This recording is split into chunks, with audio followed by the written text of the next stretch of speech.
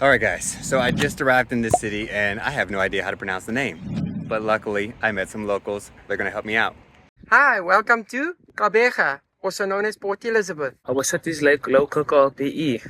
And we have the Big Five. And we have the Windy City. Yeah, welcome.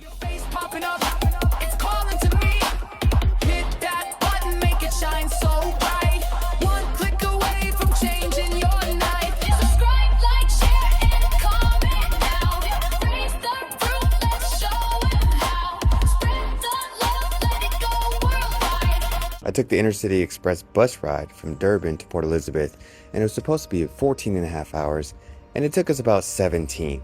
I got into the train station in PE at around 1:30 a.m., and I tried to call an Uber and Bolt, and they were accepting, but then the driver would just sit there and not come. I'm in talks with the hostel, and they're saying, just wait, it's really important not to walk, super dangerous. I was like, fine. And then a homeless guy came up and asked me for some money while I was waiting at the train station, which was closed, so it's not like I'm inside. I'm still on the street. After about 15 minutes, I'm like, you know what, screw it. I'm just going to walk. And I walked to 20 minutes from the train station to the hostel.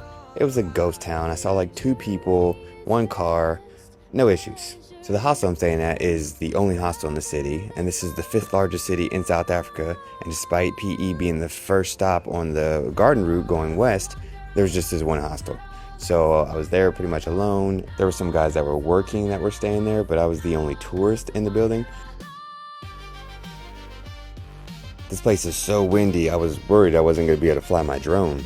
So I found this thing called the Donkin Reserve Trail, and I tried to follow it wherever it went. Not super well marked, but I did find a few things like the Nelson Mandela Art Museum, and of course the Donkin Reserve Pyramid and Lighthouse, which is I think the highlight of the city.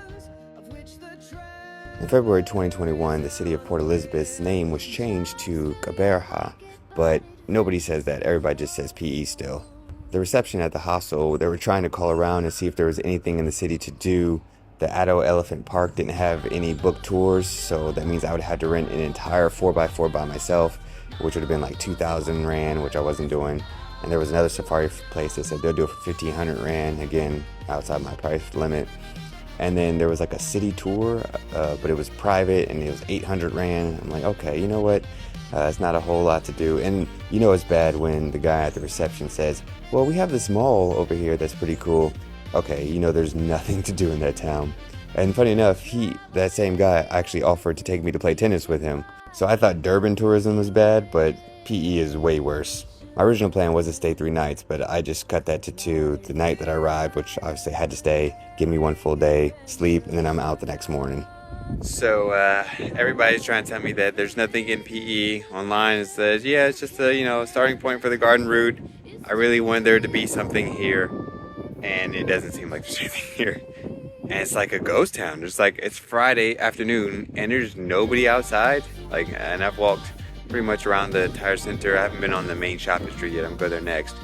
But yeah, this is like, what the heck? Where are the people at? The biggest adventure you can ever take is to live the life of your dreams. The best way to discover cities is to walk around, and I did find some interesting things. I was surprised to see a Scientology church. I didn't even know that they were in South Africa. I didn't see any in Joburg or Durban.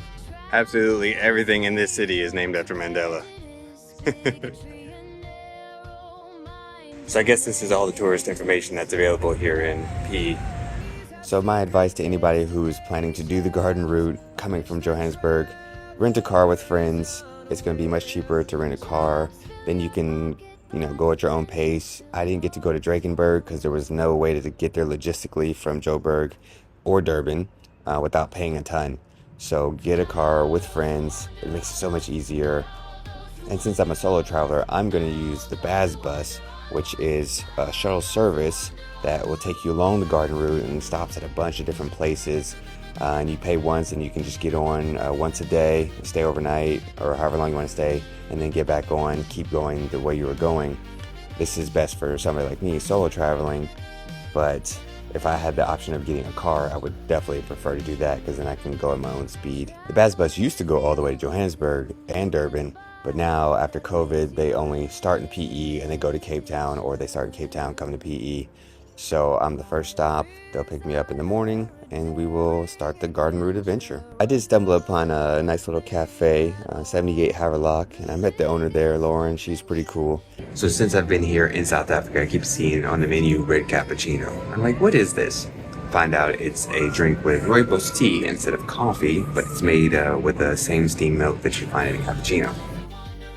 Ooh, that's pretty good. Oh, I like that. I like that a lot. Stop laughing, guys, man. Stop laughing. No, it's okay. It's okay. That's what makes it fun. Okay, so hey guys, welcome to Gqeberha. Okay, that's okay. This is literally what I do. We so used to calling it PE. They don't call it I know, and you can say that too. Now You can say that, Yeah. and we always call it this. Yeah.